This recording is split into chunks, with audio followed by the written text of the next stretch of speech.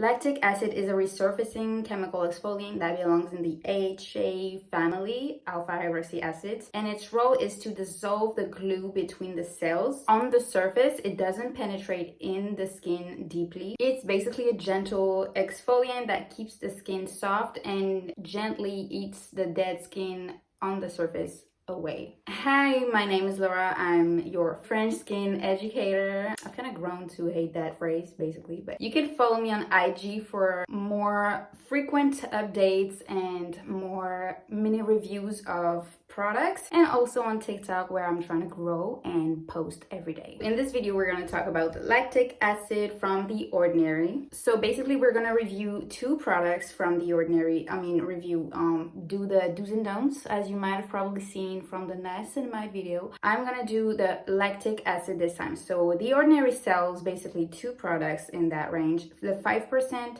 and the 10%.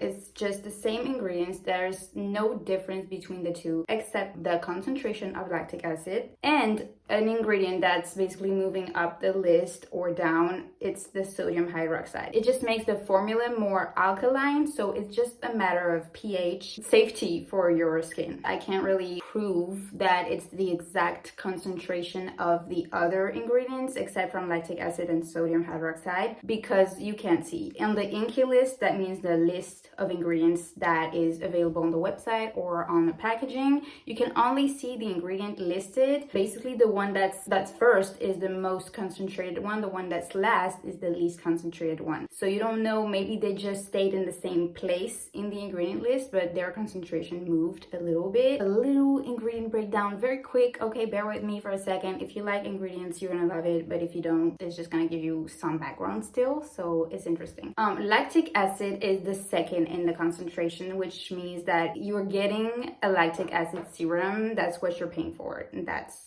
no surprise, and that's what we want. We don't want it to be down the list. That would not make sense. There's also hydrating ingredients like glycerin derivatives, and a derivative of hyaluronic acid, which is also precise in the title, lactic acid plus HA. HA is hyaluronic acid, sorry. There's also a Tasmanian pepper fruit extract, and basically this fruit extract is used to fight the signs of aging skin, reduce acne formation, and soothe the skin, like an inflamed skin, which is good in a chemical exfoliant because it balances out the effect of a chemical exfoliant. And then the rest of the ingredients are just for texture and preservative safety purposes. Overall, it's not an impressive ingredient list. There are no impressive ingredients other than the Tasmanian pepper fruit extract. You're getting what you're paying for, which is pretty cheap, honestly, really, really cheap. The 5% one is 7.3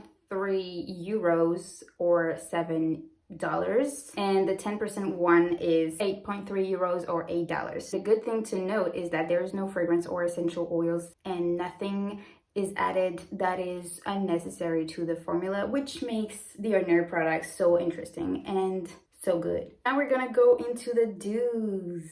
All the do's first and then all the don'ts. So the first do is to use this product 5 or 10% if you have dry skin, dull skin, or dehydrated skin. Also, it can work on people that have acne. If you're 25 plus, you can use the serum, and you should. You can. You do whatever you want, girl. Do use this 5% concentration serum if you are a beginner in chemical exfoliants, a beginner in lactic acid. I recommend to always start small and then work your way up to build some tolerance, and then you can go ahead and use the 10% one. Do use the 5% one if you have sensitive skin. And then for the 10%, do use, if you have tried the 5% one first and it suited you well, do use only at night. Do use it at night. I would even say only at night. It is preferred. I recommend it, but it's possible to use it in the morning too. There's just this myth that lactic acid or even chemical exfoliants in general make your skin UV sensitive. It is true, but you can combat this UV sensitiveness by using an SPF. Starting with a factor of SPF 2, this would already combat the UV sensitiveness of your skin caused by lactic acid. The least problems would be to use it at night rather than in the morning, okay? Do use the lactic acid by The Ordinary if you cannot handle the glycolic acid. For example, their glycolic acid toning solution of 7% concentration. Switch to lactic acid if you still want an AHA in your routine, but glycolic acid was too harsh for you. Lactic acid is a gentler option. Do use twice a week at first if you are scared to use lactic acid or just AHAs in general, or you've never tried them. And then if you see everything's fine, use it for 2 to 3 times a week. That's generally what we recommend. If it doesn't go well with you, 2 times a week is too much, then go back to once a week. And then if it's still too much, I recommend you use it on top of your moisturizer. And if it's still too much, I mean, stop it. Stop using it. Maybe this product is not for you. All of this, of course, is considering that you're using 5%. Yeah? Because you're a beginner, right? And you followed my first do. I mean, that's maybe not the first, but this next one is just for the exfoliating pros. If you are used to exfoliating every day, I would recommend to use the 5% one twice a day and the 10% one once a day. Or, sorry, considering, of course, you really don't have sensitive skin, don't idealize what I just said. Don't think it's the goal to reach. Like, if you never get to this stage of exfoliation tolerance, it's okay. Everyone works with their skin. Some people really handle a lot of exfoliation, and that's what I recommend for them. Do use right after your cleansers. The exfoliation step is traditionally right after your cleansers, so you need to start on a clean and blank canvas. Except if you can't handle it, as I mentioned, you can use it on top of a moisturizer, but normally this should be used after cleansing. And this product is pretty runny and watery. I'm gonna show it to you right now. It looks like a toner, even though it's in the category of serums. To me, it's honestly a toner. Last, do use half a pipette of serum on your face, neck, décolleté until you reach the nipples, basically all that part. And if you have a larger face, you need to use more. If you have a smaller face, you need to use less. And if you feel like the product wasn't homogeneously spread everywhere, you can use more, of course, than half a pipette. I love the word because it's a French word, pipette. Then we're gonna go to the don'ts. Do not give up on this product before 6 to 7 weeks. You can see immediate results, meaning the next morning you can notice a difference. The next days you can notice a difference, but the real results will kick in 6 to 7 weeks after you've started using it and implementing it consistently in your routine. Don't use it with other forms of exfoliating. For example, makeup wipes are a form of exfoliating, physical. Cotton rounds with micellar water if you're going too hard with them. Scrubs, of course. Chemical exfoliant, of course. A chemical exfoliant mask. So check the ingredients. If you're doing a mask that day, check the ingredients and make sure there is no other AHA or BHA in there. Or that the mask comes in a form with beads or, rounds or something, Sometimes even cleansers have that exfoliating texture. So make sure there's nothing else that is exfoliating on your skin the same day. Even if you're using it at night, make sure you didn't do anything exfoliating in the morning. All right? Thank you. Je fais trop la meuf. Don't buy another AHA product if you have this one or the 10% one. It's not really necessary.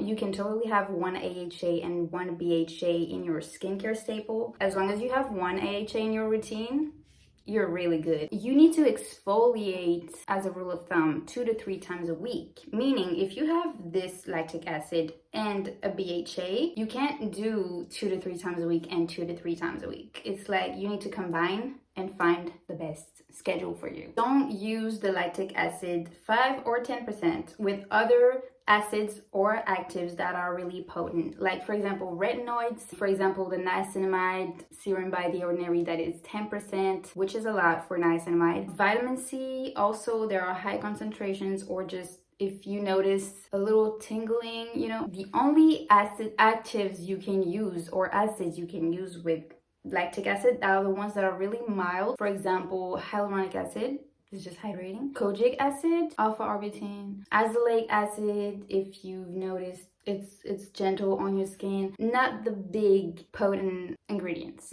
They need their separate routine. Don't use, again, on a broken skin. Broken skin is basically a skin that has a scab, a wound, breakout, like that's open, damaged skin barrier. If you're peeling, or if your skin is basically going through it, don't use lactic acid. If you have acne but they're all like closed, I don't know how to say that, they're like in the healing phase where the bump is going down, or they're in the forming phase, then you can use lactic acid. But when the pimple has burst and it's like the next day, don't use lactic acid. It's gonna burn. Don't use this product or these products if you don't need them. I said use if you have dry, dull, or dehydrated skin. Also if you're 25 plus, because it's for anti-aging purposes, or if you have acne. If you don't have none of that, if you're below 25 and your skin is normal and thriving, you don't need it. Skincare, the less is more, I really learned that, and that's why I don't really support exfoliating every day, twice a day. Take another AHA that would target your skin issues, your skin type better. Like for example, if your main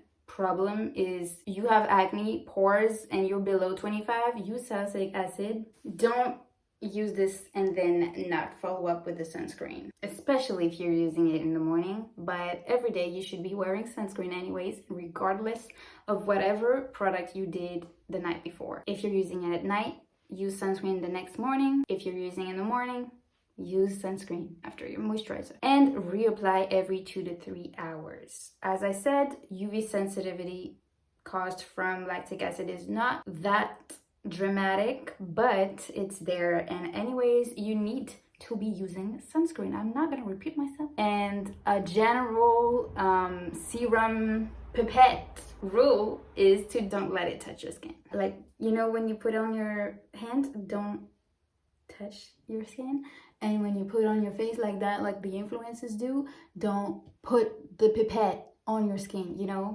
Drop it from a distance. Drop it from a distance. Drop it from a distance on your palms. Do that. And pat.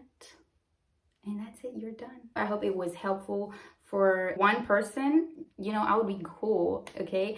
And if you have any other questions, don't forget to leave a comment, okay, and ask me. I always answer. If you've not seen my video on the niacinamide serum and you're wondering how to use it and the do's and don'ts, you can definitely go ahead and check it out. And also, a lot less people have seen the rosehip oil video on the do's and don'ts that I've done, so I'm gonna leave the links down below. Don't thank me. You're welcome. You're welcome. Bye bye. I love you guys. See you next time around, and yeah.